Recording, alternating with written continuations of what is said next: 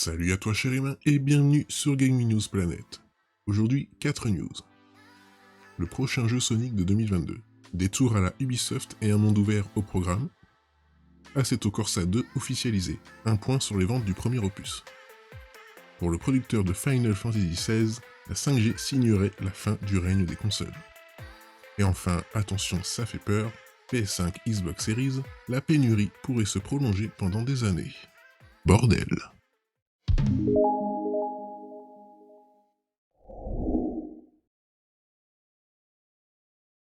On se retrouve sur jeuxvideo.com. Le 27 mai, Sega diffusait le Sonic Central, permettant aux fans du hérisson bleu de savoir ce qui les attendait pour les 30 ans de la licence.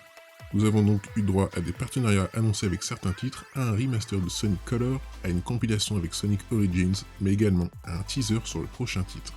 Prévu pour 2022 sur PC, PS4, Xbox One, Xbox Series, Nintendo Switch et PS5, le titre est resté bien mystérieux.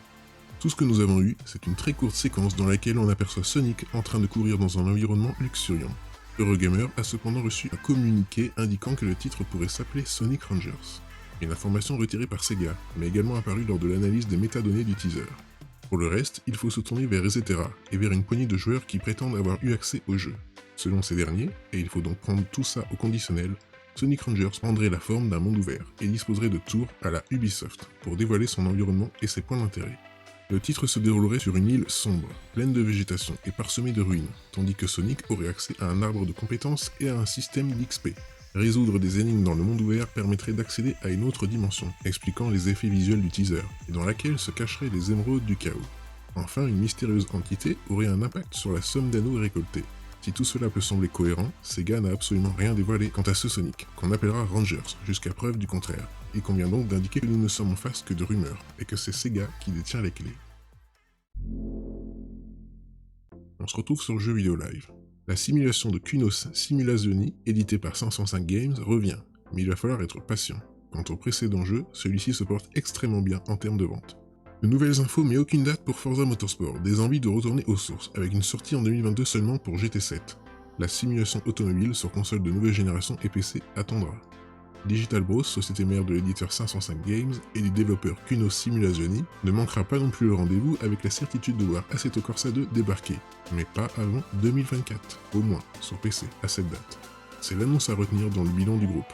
Si la licence a généré 100 millions d'euros, le rapport fait un point plus précis sur les ventes du premier volet, qui s'est écoulé à hauteur de 12 millions de copies à travers le monde. Toujours sur Jeux Vidéo Live, Naoki Yoshida, producteur de FF16, aurait déclaré que la 5G signerait la fin des consoles en tant que support principal pour le jeu vidéo. Producteur de Final Fantasy XVI, Naoki Yoshida verrait en la 5G l'un des vecteurs de la fin du règne des consoles. Selon un papier du Financial Times, l'homme qui a sauvé FF14 et qui est chargé de FF16 aurait déclaré en parlant de la 5G que l'augmentation des vitesses de connexion et de streaming initiera sur le long terme la fin des consoles de jeu en tant que plateforme principale. Il aurait également ajouté: une fois que la 5G deviendra le standard, il y aura forcément un moment où l'on pourra transférer des images sur n'importe quel appareil. Les joueurs pourront profiter d'une expérience de jeu HD sur n'importe quel support, sans être limités par une plateforme de jeu ou une TV. On va vraiment dans cette direction, et je ne pense pas que le coronavirus ralentira ce changement. De plus en plus, les géants se tournent vers le cloud gaming, à l'instar de Microsoft, Amazon et Google. En attendant, les ventes des consoles, dont la PS5 et la Xbox Series, se portent très bien, malgré la crise sanitaire qui met à mal les stocks. Et enfin, de retour sur jeuxvideo.com, depuis leur sortie à la mi-novembre, les consoles nouvelle génération sont difficiles à trouver, la faute à une pénurie de semi-conducteurs qui secoue toute l'industrie électronique, et qui risque de perdurer selon le PDG d'Intel. Ça n'aura échappé à personne, il est très difficile de s'approprier une PS5 ou une Xbox Series S et X.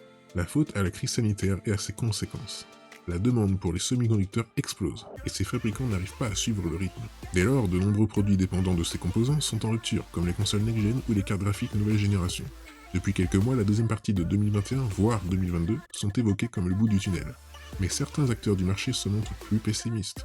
Lors d'une session virtuelle du Computex, un rendez-vous dédié à l'électronique et aux nouvelles technologies, Pat Gelsinger, CEO d'Intel, a déclaré que la crise frappant l'électronique pouvait se prolonger. Si l'industrie a lancé des initiatives dans le court terme pour régler cette contrainte, il faudra peut-être des années pour complètement résoudre les ruptures de stock concernant les fonderies, les substrats et les composants. Dans ce but, de nombreux gros de l'industrie n'hésitent pas à investir dans de nouvelles usines pour fournir toujours plus de semi-conducteurs. En mars, Intel a annoncé un plan de 20 milliards de dollars pour développer sa capacité de production de semi-conducteurs, construisant 2 usines en Arizona. En janvier, c'est Lisa Su, AMD, qui déclarait que l'entreprise allait augmenter sa capacité de production supplémentaire lors du second semestre. Mais en quoi est-ce lié avec la pénurie des PS5 et des Xbox Series? Les semi-conducteurs dont il est question sont indispensables à la création des processeurs nouvelle génération, dont sont équipées les consoles nouvelle génération. Or, les deux constructeurs sont fournis par AMD concernant ce composant. Le fabricant américain n'est toutefois pas le leader sur le marché. Dans le domaine du gaming, il est supplanté par Intel et Nvidia. AMD n'est donc pas prioritaire auprès des fournisseurs nécessaires à la création de ces semi-conducteurs. Une pénurie d'autant plus redoutable pour Xbox et Sony, puisque, comme évoqué plus haut, ils ont le même fournisseur. Dès lors, le principe des vases communicants s'applique. Dès que l'un fait une grosse commande pour ses consoles, difficile pour l'autre d'en récupérer, et vice versa. Et voilà, c'est la fin de cette vidéo, j'espère qu'elle vous aura plu. Si c'est le cas, n'oublie pas de mettre un like, de t'abonner, d'activer la petite cloche et de me suivre sur Twitter. Et moi je te dis à la prochaine, cher humain.